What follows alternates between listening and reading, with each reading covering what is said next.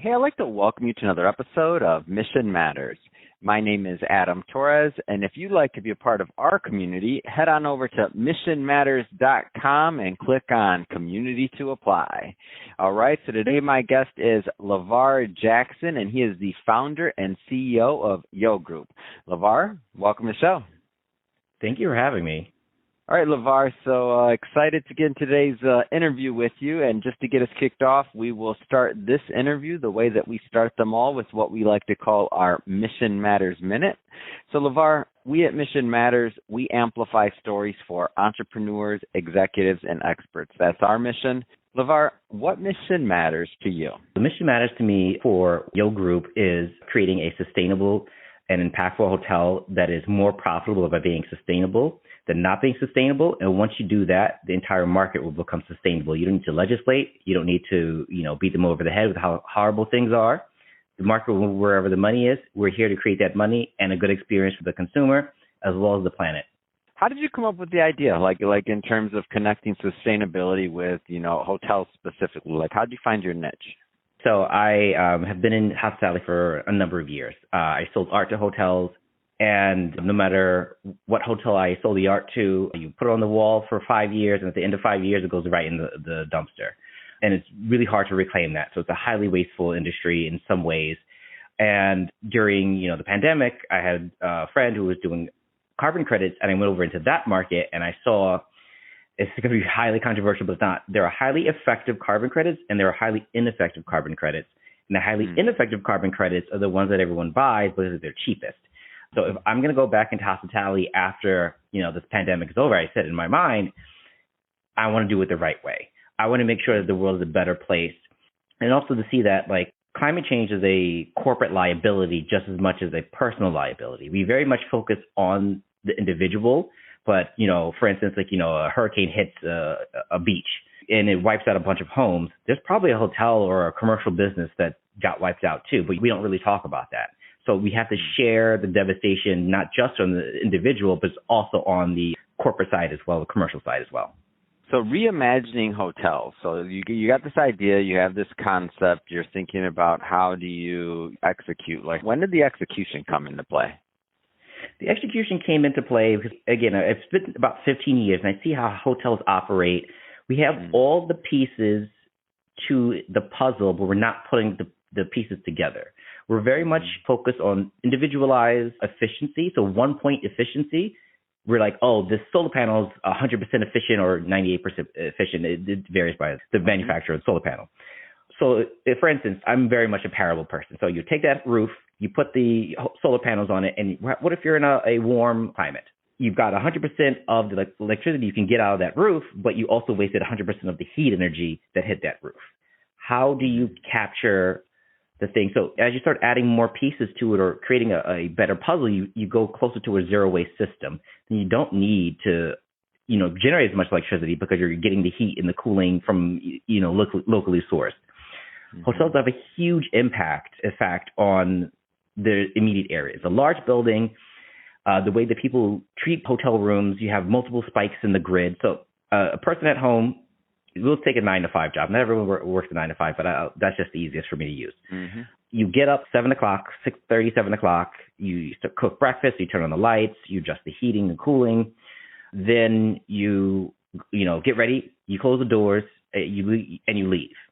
So as you opening and closing the doors, or if it's a family, you'll take the kids leave at a different time than the parents do, or the different parents leave at different times, or guardians.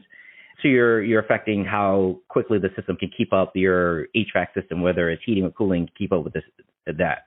But then it has a whole entire 8 hours to normalize. Then you come home and you do all the things again. So you get 2 spikes at the end of the day, at beginning of the day and the end of the day.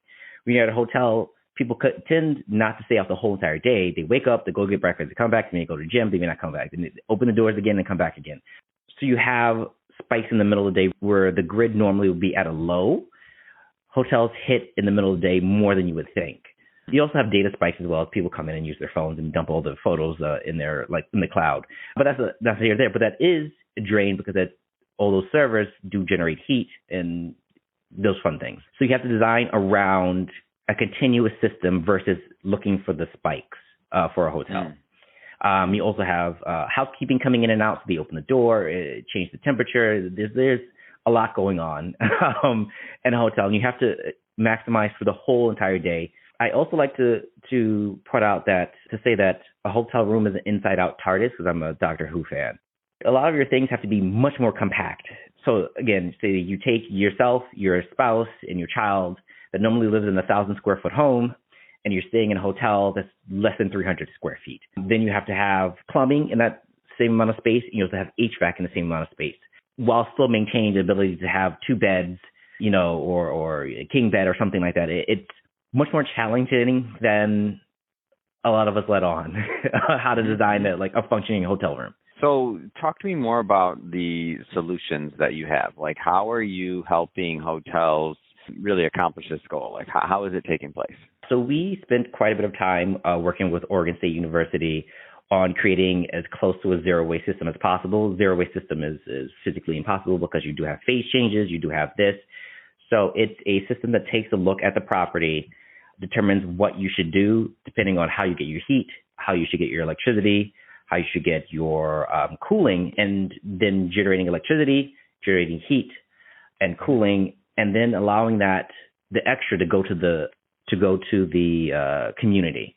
So then it changes the dynamic between a hotel and the community, where a hotel is always a consumer, even of sustainability. Even if they have LED lights, they're still consuming, they're still pulling from the grid, and it's a concentrated, 150, room, which is two people, if you have 90%, you've got 300 people in a very small space.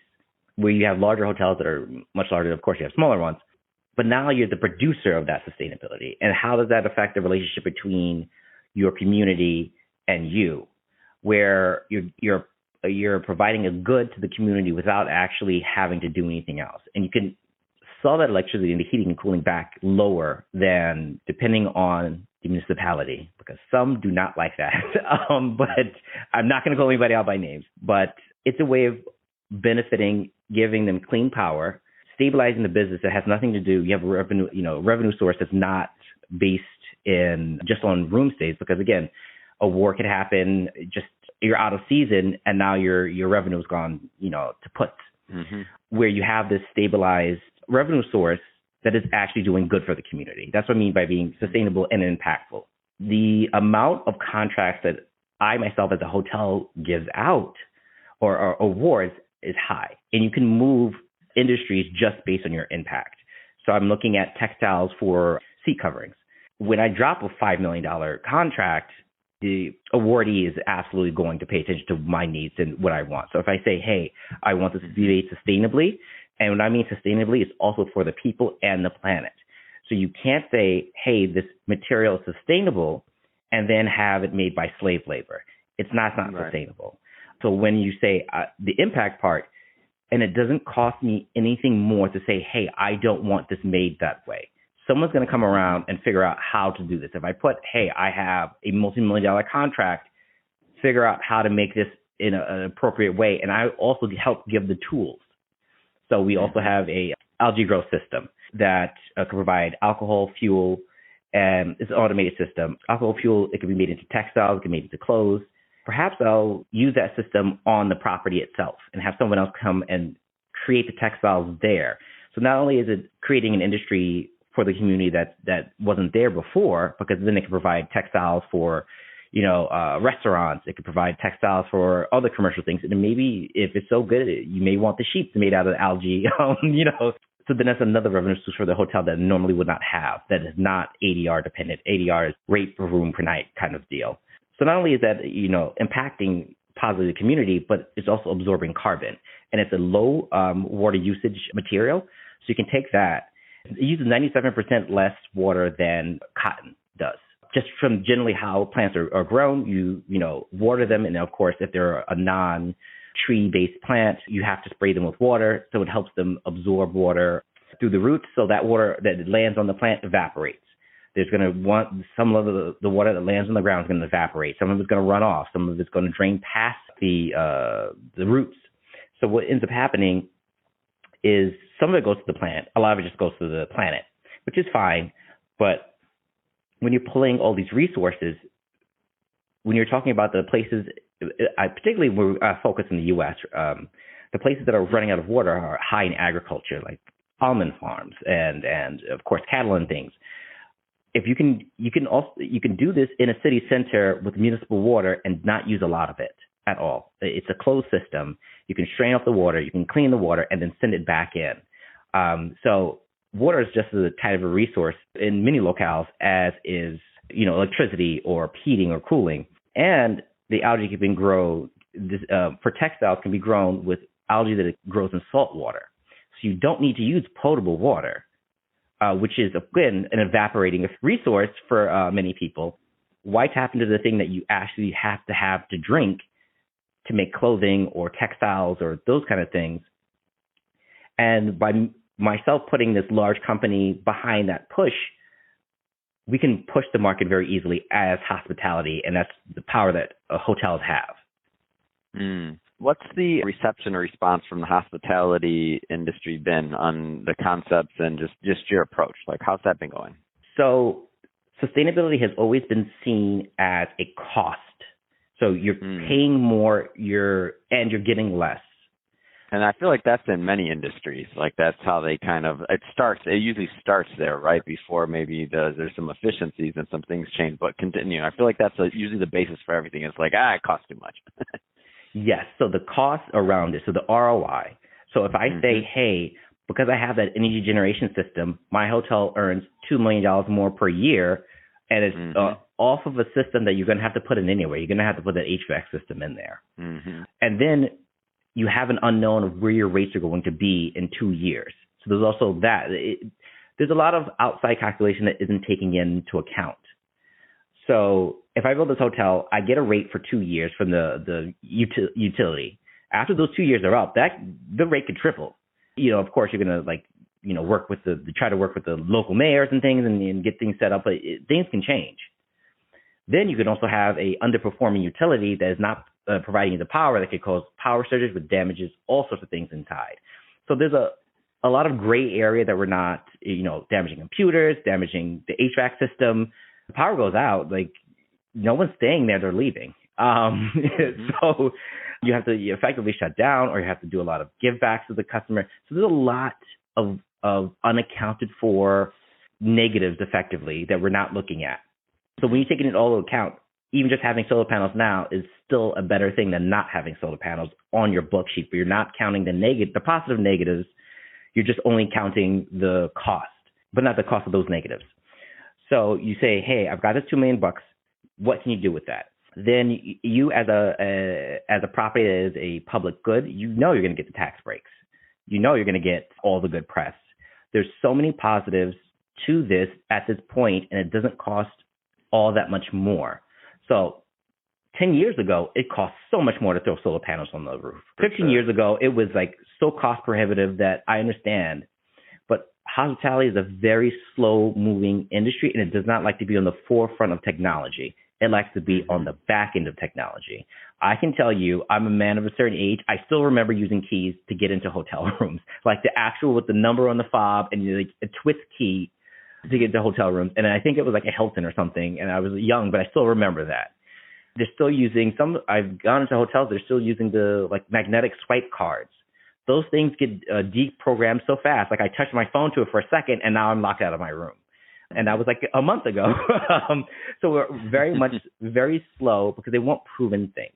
Hotels are always very tenuous because again, if, a business, like if you're, a hotel effectively is a supporting business for something else.